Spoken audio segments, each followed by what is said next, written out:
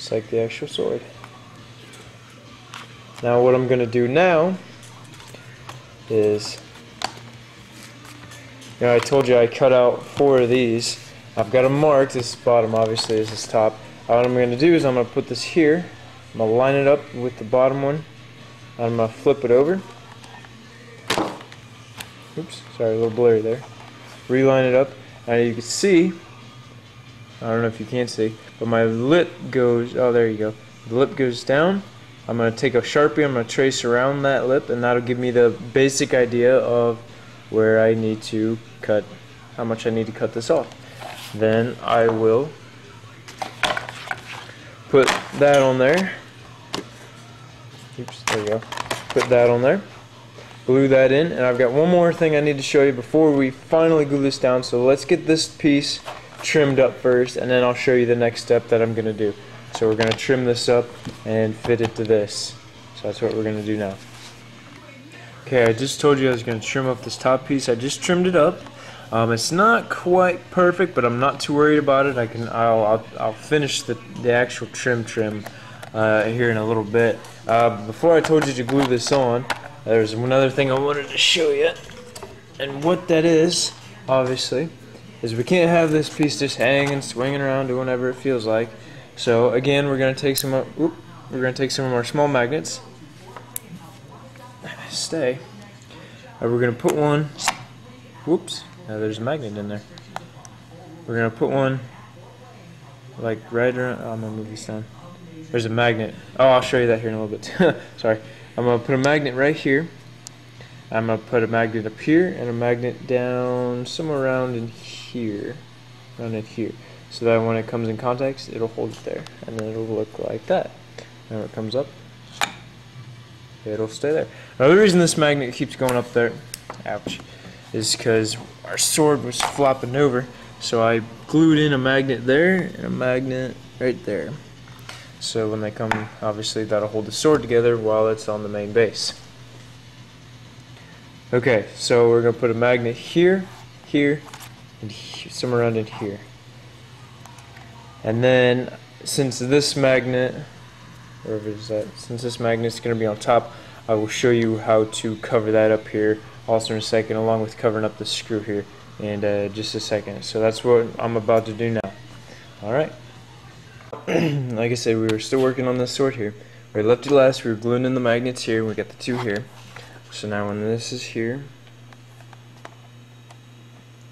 and this is put on our pivot point, it'll lock onto that magnet, and obviously it's not all glued down, and then when it spins up, it'll catch onto that magnet, so it won't be falling down.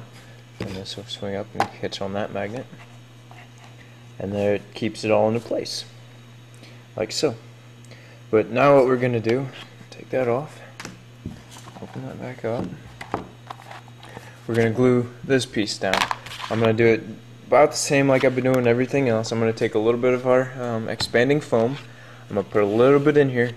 I'm not going to fill it up. I'm going to put maybe like a spot here, maybe it's like a poop here and a poop here and a little bit in here. And then I'm going to take this, I'm going to lay it on top, and the foam will help hold it there. Also giving it some structure on the inside in those places where I put it. And then I'm just going to take the hot glue, I'm going to run it around this edge, and I'm going to flip it up onto it, and that's pretty much it. So that's what I'm about to do now. After I get those down, then I'm going to finish this piece up here, and I'll show you how we're going to do that, how we're going to hide this magnet. So, okay. Okay, so I just glued the top to the bottom. It's over, you can't see it, but it's over there drying. Now I told you how we're going to hide the magnet and the screw.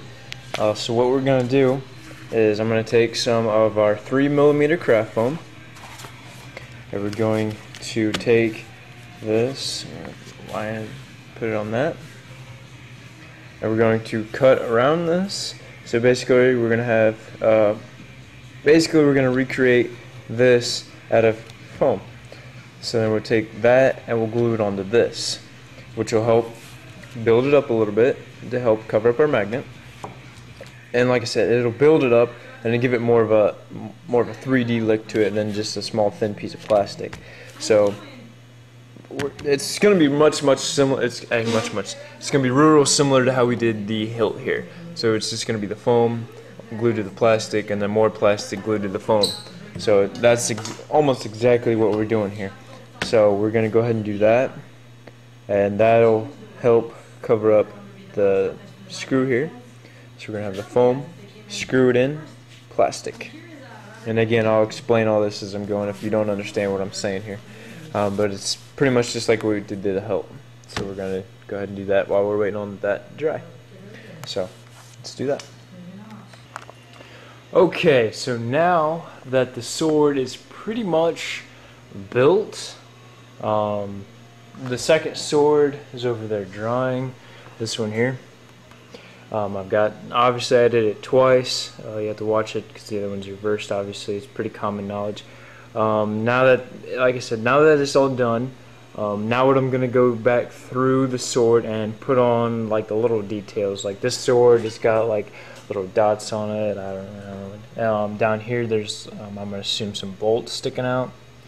There's some bolts sticking out. Before I go ahead and paint it, I'm going to clean it up. Like you can see this, it's got a little foam sticking out. I'm going to clean all that up. Probably trim this to make it even. Just a little stuff, little touch up, like get this foam off. And also on the inside of this ridge, take this off. Set this down. On the inside of these ridges, what I'm going to do to fill those in, since I kind of messed up and my foam idea didn't work, what I found, let me see if I can show this to you, is again, it's an epoxy, but as you can obviously see, it's a paste. So it's a real thick stuff, and I'm going to mix equal parts of these up, and it's real thick. And I'm going to put it in here and smooth it out with my finger probably until it fills in that cavity. Again, the reason I like using epoxies is because they dry quick. I'm not out here wasting waiting forever and a day for some other different stuff to dry. So that's why I like using epoxies. So that's what I'm going to go ahead and do and fill in those holes. Like I said, we're going to clean up all the little glue marks, little foam marks, just in general clean up the swords before we paint them here. So that's what we're gonna do. Okay, so we got most of the detail work done. There's a little bit left that I have to do, but sorry, I lost train of thought. Okay, the reason is I know there's some detail work left into it, like I can see just a little bit here, but the reason I've got them hanging up is I'm just gonna go ahead and paint them. Also, the coat of paint will bring out those little detail marks that I normally wouldn't be able to see. So after I give a coat of paint, I'll even do some more detail work. As you can see, I've got these filled in. I sanded the edges, sanded the insides. They're still a little rough, but not too bad. I can deal with that. Try to keep, if you use the same epoxy putty that I do, try to keep it off the plastic as best you can. I mean, as soon as it's on, wipe it off. Otherwise, it's going to be a pain to get off. Also, okay, so now, sorry, it's late, I can't think straight. Okay, so now that I've got the edges and the detail work done, I'm going to go ahead and paint them with our Rust-Oleum Universal Metallic Titanium Silver. Ooh, titanium. As you can see, this is not the normal spray paint. Rust-Oleum just came out with this. It's supposed to paint about anything that you look at. It should paint just fine. So this stuff is actually kind of expensive, running about $8 a can. The reason I'm using this is because it's supposed to go directly to plastic. Other times I painted plastic swords, I had to use a plastic primer and then spray paint. A plastic primer running about $4 a can, and spray paint are running about $4 a can. So I figured if I could skip a step, I'm going to go ahead and do it. So in the end, I guess it's about the same price. It's just all in one. It seems like it hurts more. But